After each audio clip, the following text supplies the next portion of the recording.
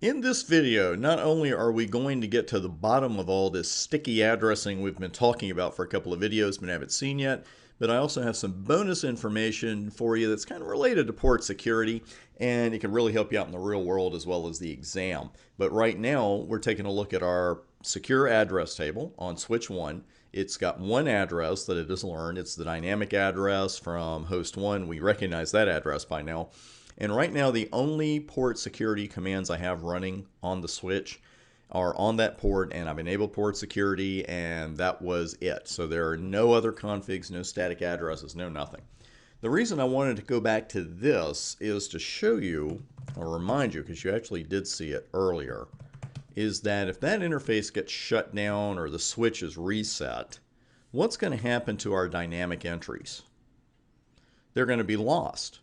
And maybe we don't want that. Maybe we want them to remain in the table if the port is shut down for any reason, error disabled or otherwise, or if we just reload the switch. Well, that's what sticky addressing is all about. What happens there is the dynamic addresses stick around, if you will, on a reload or a reset of that port. Let's go ahead and put that into action. And it's a port by port deal, just like everything else we've done here with port security. And as a reminder, it's MAC address, but instead of putting a static entry in, we are configuring dynamic secure addresses as sticky, and that's the only option. So now we'll do a no shut. Go ahead and open up. We'll go over to 1 and send those pings again.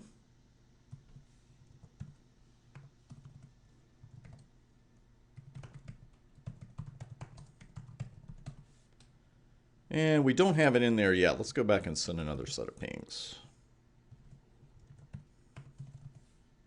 I thought I might open that a little soon. And there we go. We see the secure MAC address, but note this time the type is secure sticky. That's all there is to it. I know that seems kind of anticlimactic after mentioning it in what seems like every single one of the previous 3 videos, but that's what sticky addressing is about. And now if I shut that port down, and we'll wait for it to finish cooking this time. There we go.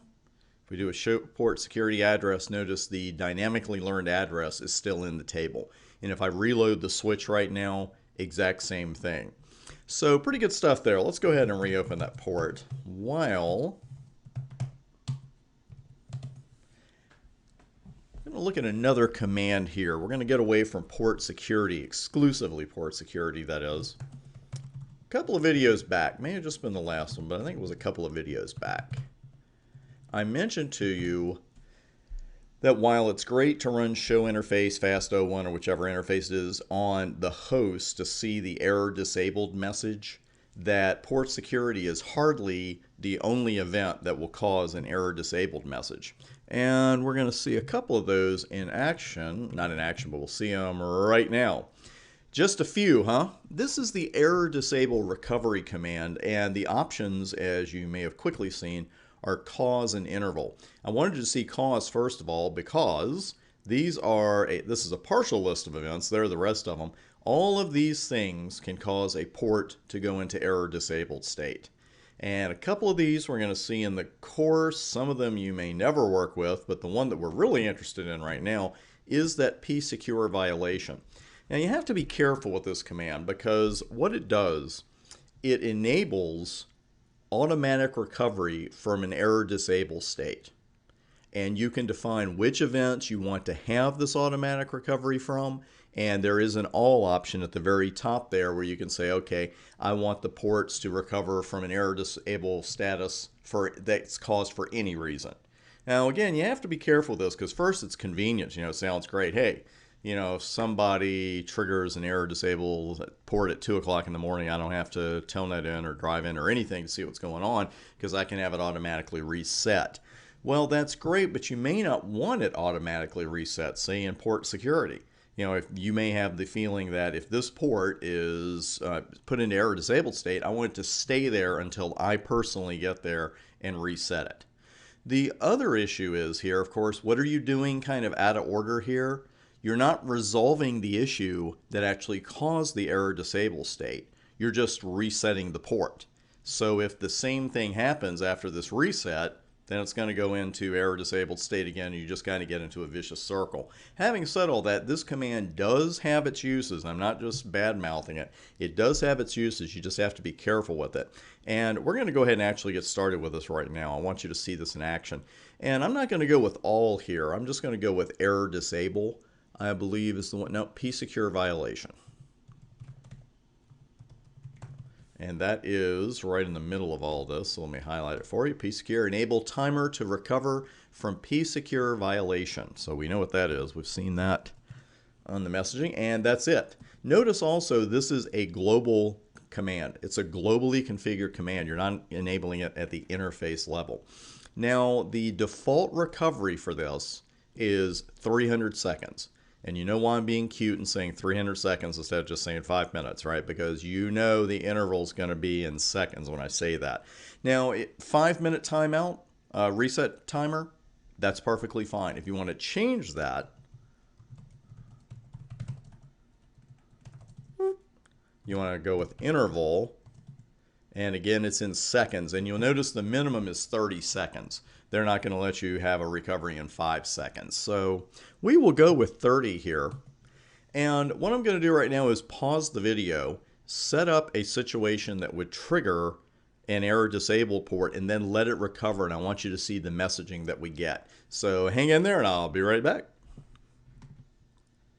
All right, we're rolling again, and what I did, I'll show you the actual config, but it's exactly what we did earlier. I set the single secure MAC address on port 01 to be AAA, BBBB, CCCC, and we know darn well that wasn't going to work. But I sent a ping in from router 1, which did what we saw earlier. It's triggered the psecure violation. Now, I put the timestamps back on so we could see about how many seconds the reset is going to take. And here's a message we haven't seen before, error recovery.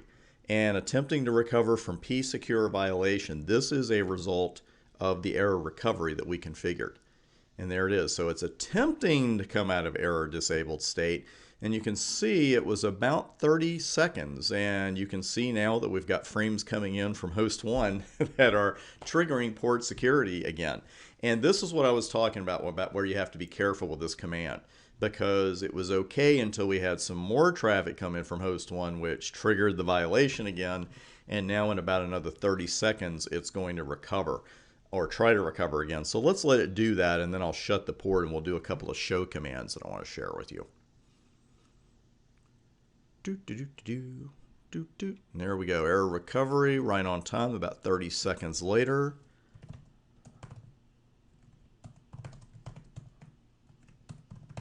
And now I'll just shut it. Now we're going to get a whole lot of messages. So we'll go through this one more time. I want you to see it, but I wanted you to see it live as well. And a lot going on here, but you can see that the port went into error disabled state at 2343. And about 30 seconds later, which is about what we said, it's never going to be exact, but about 30 seconds later, the error recovery starts. And there it is from the psecure violation. And the port is up and up physically and logically. And just a few seconds later, we have some more traffic come in from host 1 that triggered the whole situation again. And that's what I was talking about. You got to be careful with this because, of course, it's probably just going to keep on happening if that host stays connected. And here's your error recovery again about 30 seconds later. And that's all there is to it. So let me show you a couple of show commands here. Actually, just one with error disable recovery. And you can run this after you configure it too. You don't have to wait for it to actually be triggered. But you can see it's going to give you the full list of error disabled reasons, and psecure violation is the only one that we had enabled. And at the very bottom, timer enabled 30 seconds. And right now, interfaces that will be enabled in the next timeout, there are none listed because we shut the port down. Let's go ahead and reopen that port.